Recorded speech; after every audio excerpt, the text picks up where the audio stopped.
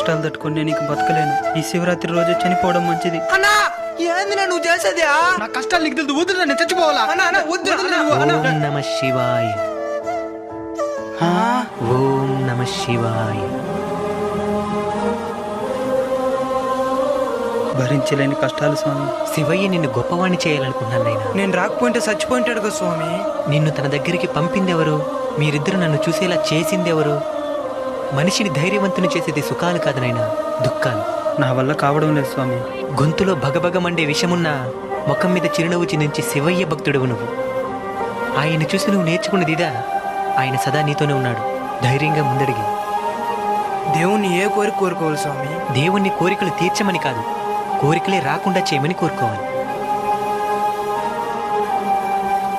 అవును, చెప్పడం మర్చిపోయాను.